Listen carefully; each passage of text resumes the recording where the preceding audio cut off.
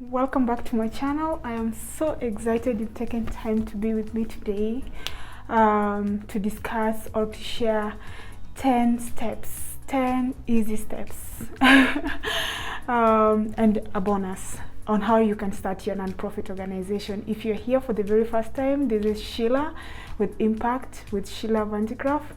I'm so excited that you've taken time to be with us today. So this channel, we're just always sharing about opportunities in terms of how to start a nonprofit, how to run a nonprofit, career growth. Do you want to grow your business? Do you want to grow in your career? I also share a lot about scholarships, opportunities in terms of fellowship, and also education growth. If you want to do your master's, I'm currently doing my master's and hopefully progressing to other levels of education. So I share tips on how to go about it and why, or if at all it's important. So today we're going to share something very important. A lot of people have reached out to me and they asked me, how do I start a nonprofit? I've shared content before about a nonprofit organization. I am a founder of a nonprofit organization that has been running for 7 years, so I have experience in nonprofits. I also, through experience and through engaging with other founders, I have wealth of experience to share on this topic, and also having studied this in my at my master's level on how to run nonprofits so I have wealth of experience that I want to share with you today. I'm so excited you're here. So if you've not subscribed, please take actually it's 1 second and subscribe to my channel.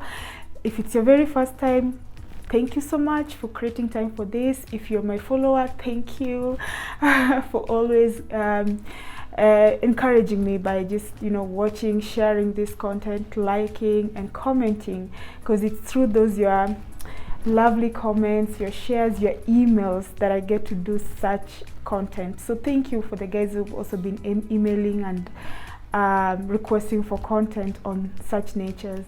So I got a lot of requests in terms of since I'm a nonprofit founder, I'm the executive director, to do a video on how to start a nonprofit organization.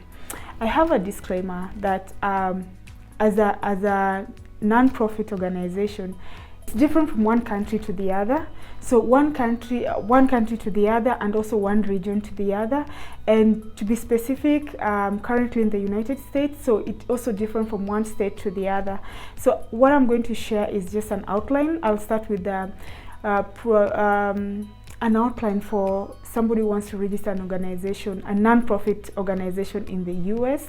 I'll also share comparatively to registering a nonprofit organization in the global South, Sub-Saharan, and that's specifically Kenya, just to see what are the differences, what are the opportunities, what the steps will apply across. Just to share with you that the steps will apply across, and just few things that needs to be changed depending on the state, depending on the country, depending on the region. So these 10 steps are very simple. You don't need a lawyer to start a nonprofit organization. However, there's some legal documents that will require probably you might reach out to a legal professionals, or you have to be very attentive when you're putting in details on those. So I'll share briefly on those ones, but don't be scared. It's a process. You can do it. I didn't need a lawyer to register for my nonprofit, and it's not an expensive process. So between 1 month to 3 months, you should have your nonprofit registered, and up to 6 months, you should have all your documents in place, and you should be able to transact any nonprofit organization.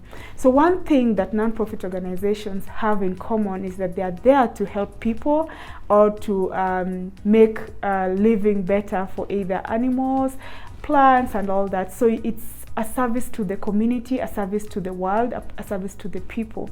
So if you're compelled and you're interested and you're like, I really want to start a nonprofit organization, go for it, because there's so many people whose life will be impacted by you starting that nonprofit. And one thing you need to know is that there should be a need. So if you haven't watched my video of the 6 things you should do before starting a nonprofit, I elaborated widely on that.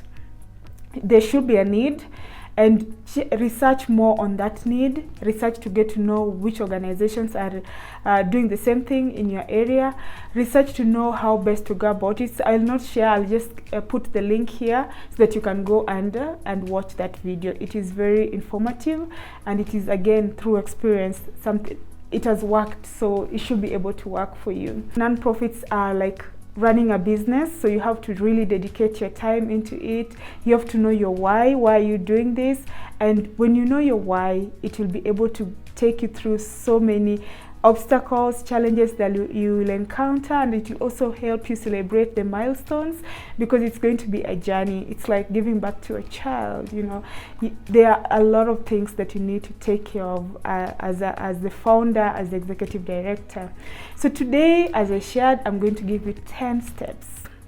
But before I also mention that, you need to have, before you go into the steps, you need to have the idea, like, what type of organization are you going to register? Is it going to be a membership organization or a non-membership organization? My non-profit is a membership non-profit organization, but I've also in the past registered non-membership non-profit organization. So it will depend with what the kind of non-profits you want to register. You'll also have to look at who are going to be in the board, what kind of activities are going to run, the programs, what's going to be the name of the organization, your budget, among other things. So these ones are cutting across, whether you're going to register your nonprofit in the US, in Australia, in Africa, in Kenya, in Asia. It cuts across. Those are main things. You have to have a name, vision, activities, programs. You need to know your budget, board of directors, and what's the big thing you want to solve. What are those things that you want to take care of that's really compelling in your heart, and you can't do much without doing that, you know.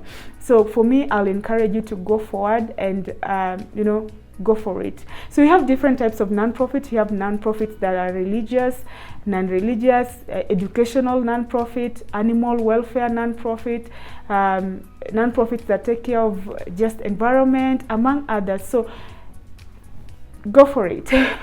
So a lot of nonprofits in the US are registered under the 501c3.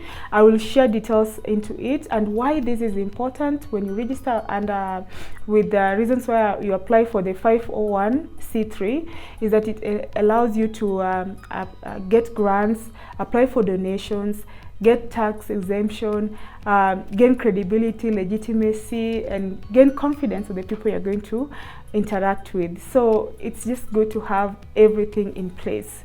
So step number one that I recommend you start with is name your organization.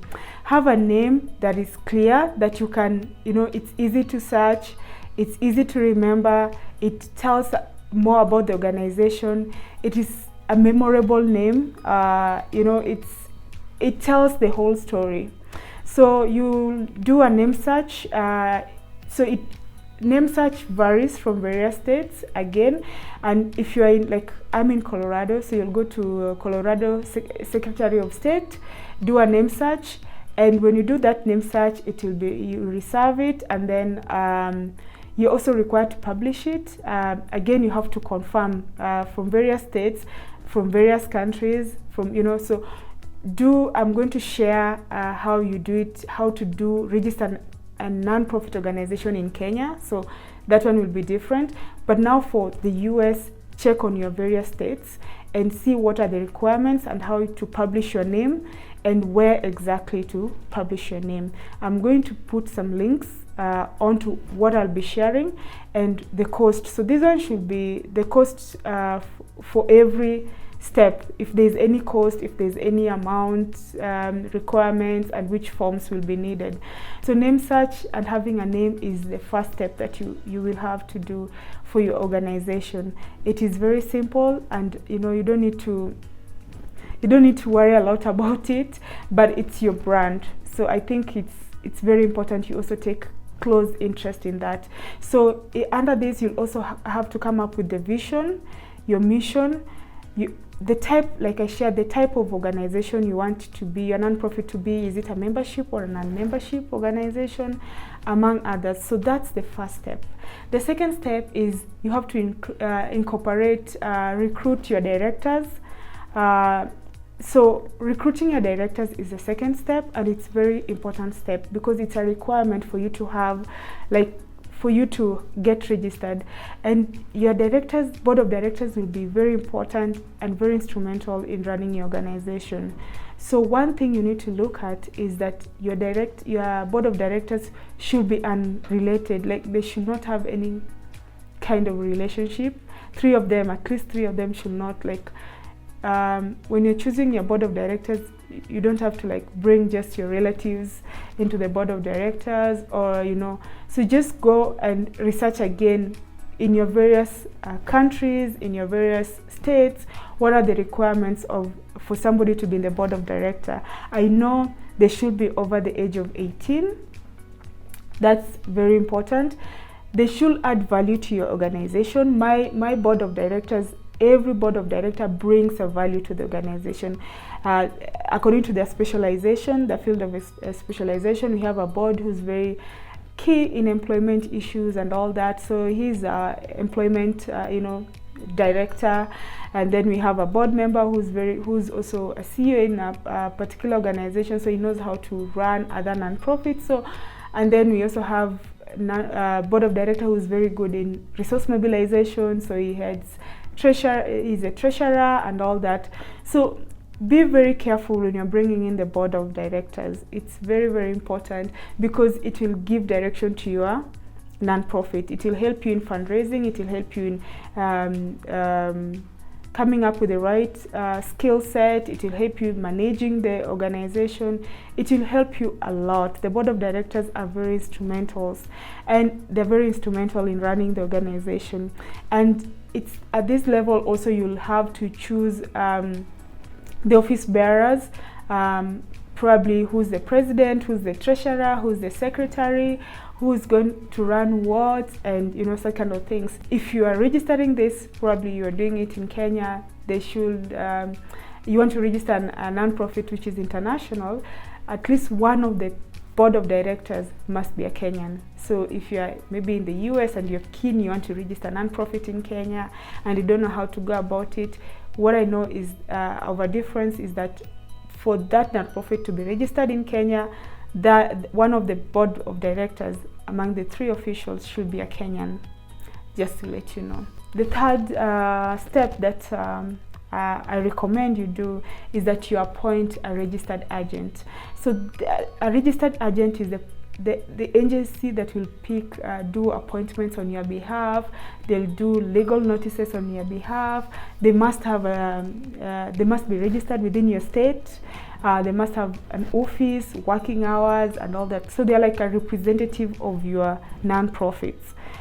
It's not a requirement. I would just suggest if you want to, and if you don't have a budget for it, again, it's not a very important requirement for you to have a nonprofit organization. But I'll put it at the third step. Have a registered agent who will help you in terms of even doing the bylaws, in terms of even engaging with different stakeholders and all that. The fourth step will be to prepare your articles of incorporation. And this is a legal document that marks the official creation of your nonprofit organization. The document tells you the location. It will tell the location of your organization, the date when it was registered, when, where, how. So the language of these articles of incorporation varies from one state to the other. So some states will require you to publish your articles of incorporation, so also check on that. Don't assume that this particular state does not require, so then the other one does. So be keen to look at the articles of incorporation requirements within your state.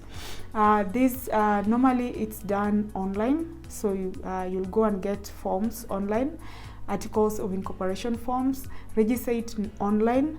The fee is $50, and then you just need to, I think it's a standard fee. the document will be immediate, so you don't have to wait for you to have your articles of incorporation. It is immediate. And then I would suggest that once you're done with this, you download the records. You download it and keep it in your records. It's a very important document, and it will also help you do your bylaws, which will be the next step. So the fourth step is preparing and filing your articles of incorporation. The fourth one is work on your bylaws. This is a very time-consuming document. It is tedious. It's not hard. It's possible, but it needs a lot of legal understanding. It's a sister to articles of incorporation, because whatever will be in the articles of incorporation must relate to your bylaws. So normally creating these, it gives your, so it's an important document for your nonprofit, as I shared, and that it gives your organization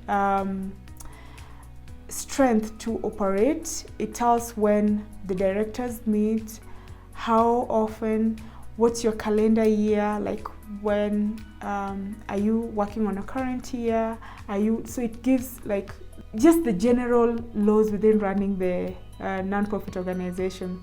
So this is a very important step. It's a very important document to have, and it is a requirement for you to have a nonprofit organization, and it will also help you run efficiently your nonprofit organization. So have very clear, very specific, to the point bylaws. I'll also recommend that you have a conflict of interest policy. Conflict of interest policy, it's a very important policy that will help you state very clearly to board of directors and to other partners, to control just conflict within the organization, to give measures, to give backup, to give point of reference in case of there is any need for, such kind. It's just a document that is very good for you to run your nonprofit organization. So I'll recommend that you have, as you're drafting your bylaws, also draft your conflict of interest policy, and you'll submit this to the for registration if it's required in your state. So make sure that you also mention in your bylaws how regular you meet. I think I've mentioned that, how regular the board of directors meet, when, how frequent, who are in the board of directors, and is it a membership organization, is it a non-membership non-profit organization? Those kind of things, they need to appear in your non-profit bylaws. That's my fifth step. My sixth step is obtain an employer identification number. Employer identification number is a unique 9-digit number. It's unique in terms of it helps identify your organization as a non-profit. And normally when you're filing your tax or doing your tax returns, or your employer identification number will be like your reference number almost everywhere. When you're filing your tax, when you're opening an account, it's a very important number to have. So for you to apply for an employer identification number, you don't need, there's no fee involved, so it is free. You can submit it by mail, you can go in person, you can do it online. And normally, if you do it faxing, it should be 4 to 5 working business days. Mail, it should be more, it should be like 4 to 5 weeks, but in person it should be immediate or online. So then the seventh one is that you need to have a records for your documents. So this is a requirement for you to have for you to store your records. It's required by IRS, but also for your own way of managing your time, managing your organization. It's important to have your records together, file them so that all your documents are in one place. You will have articles of association, you have minutes, you'll have employer's identification number, You'll have so many documents, so it's just good to store them in one place. So that will be the 7th step. The next step, which is very important, is for you to hold your directors meeting. Your first ever directors meeting is very important. This is the time the directors will get to meet each other. They'll come to assign the bylaws. They read through the bylaws. They read through the organization activities, budgets, everything that needs to be approved. The first official directors meeting, the minutes will help you in terms of opening a bank account. So it's important that you have it in good times, that you can open bank account, you can use the minutes, you can use the structures and all that to help you move forward. Again, having directors meeting will help sharpen the organization's objective, vision, mission. I know you'll have it in the bylaws, but now just sharing with the board of directors to just make it as clear as possible to them. It will also be important for you to, when you do the directors meeting, they'll ask you questions and they'll help you grow your nonprofit further. So the sooner you have it, the better. Then the number 9 is file for state tax. Like for Colorado, you'll get it from Colorado State Department of State, Colorado Department of Revenue. I'm sorry about that. And then with this, you'll get Form CR 0100. I will attach that. Again, go and check on your state, your various state. What are the requirements for you to have state tax identification number? It will help you again in running your organization. It will help you make your nonprofit even better. And if it's a requirement, you need to have it. So it's important to have it at this as my ninth step. Have it, file it, and it's, like I said, it's almost immediate. You'll have it almost immediately. Then the step number 10 is apply for 501c3. This is for non-profit organization, and this is also something that will help you get the tax exemption. So you'll file Form 1023 EZ. Yeah. Generally, when you apply for this form, it is time-consuming. It is time-consuming. IRS approximates that for you to file this for you to complete filing for this form, it's like 100 hours, working hours. I'm not so sure about that.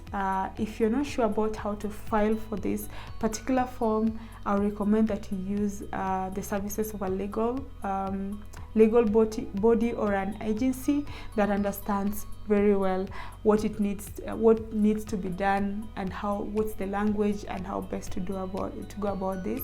Normally this takes an averagely 1 to 6 months for you to have it. Some people get it within 1 month, some people get it within 3 months, some people within 6 months. It depends with how efficient this process will be, and it is with IRS. So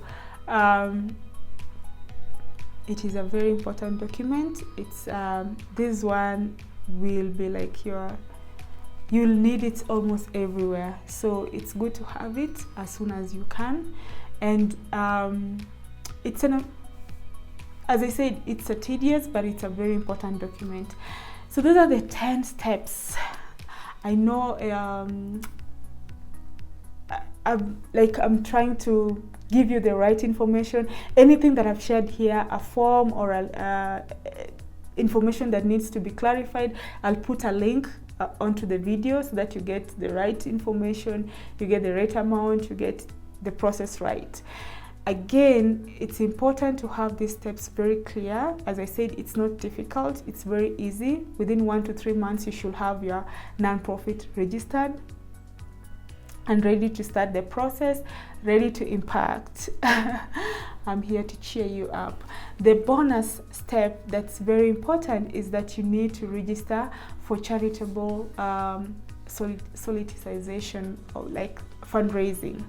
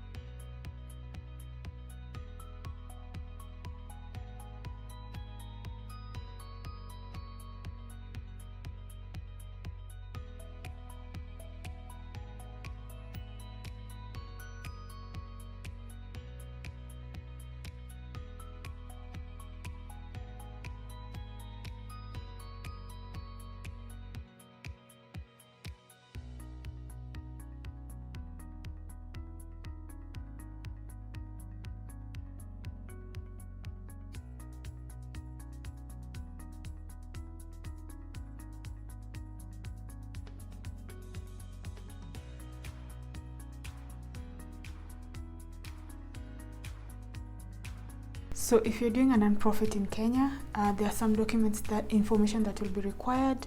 You'll be required to have a budget for 1 year, your line ministry. For example, if you're doing a non-profit on education, your line ministry will be the Ministry of Education. So it's important to state which is your line ministry, the activities for the year, organizational chart, very, very important, and just a general overview of what your non-profit will be like. Then you need to submit this document. You're going to work directly with the NGO's board. So the registration, name search, and everything will be done under the NGO board. And it's not a difficult process, but it's a process that requires you to engage with the directors and also the registrar at the NGO board. So as I shared, you need to know your line ministry, you need to know you have a budget, at least for first year, activities, organization chart, if there's already a donor interested in the articles of incorporation, and such kind of things. Those are some of the things that will be required for you to register a non-profit organization in Kenya. So the procedure is that you'll submit Form 2 for name search, and this is normally prescribed as Form 2. It's approved by the director of non-profit organization, and before doing this, applicants should submit the name search. So you already have your name, but then it's not approved until the director of the NGO board approves it. So normally it should not take long, and I'll confirm the current prices. I'm not sure about the current prices. And so once you've submitted the Form 2, then a completed form will be taken to the registry for them to do a search. And then once the registry conducts a search, it will recommend the name for reservations, so that your non-profit is reserved, the name is reserved, and then they'll communicate with you that your name has been reserved and you need to progress further. Then you submit the reserved name to program manager for them to approve. So you don't just stop at the name reservations. You have to take it to the program director, and they approve your name. So once you do this, you have your name has been reserved, you have Form 3, everything is in place. You have to write a letter addressed to the executive director of the NGO board requesting for registration. This is done by the officials of the non-profit organization. Once you write that, you need to duly fill Form 3. The Form 3 should be in 3 copies. Again, you'll be guided by the NGO board staff. They're really helpful. Then the third is you have to submit 1 copy of duly filled Form 1. Form 1, if you can remember, so this is more of just the contact of the person doing the registration. Then you need to also have Form 2 duly filled, and before Form 2 duly filled, and Form 2 also shares in that the organization name has been reserved and has been paid for. You need 2 size passport copies. Again, I don't know whether they need 3 right now, but you need your passport photo to be used in the registration. Very important. Again, you will also need to share with the NGO board your constitution, signed by the directors, official directors, in the official way where it needs to be signed. So you need to have office bearers by the time you are going into registering a non-profit organization. Then you need to also share with them your location, your office location, building, and all that. Then minutes. As I shared in the other steps, you need to have minutes with the NGO board, sharing with them that you came to an agreement to register the non-profit organization. That's it for me. Thank you so much, and please remember to subscribe, and all the best with the registration. I hope your non-profit organization grows, and all the best. Make sure that if you are Kenyan or wherever, in whichever country, look at the laws that are guiding in that particular country. It could be different, it could have changed since I last registered non-profit organization. Please remember to subscribe, like, comment, share, and just advise anything that you feel like has changed in your country or in your state that I might have not have mentioned.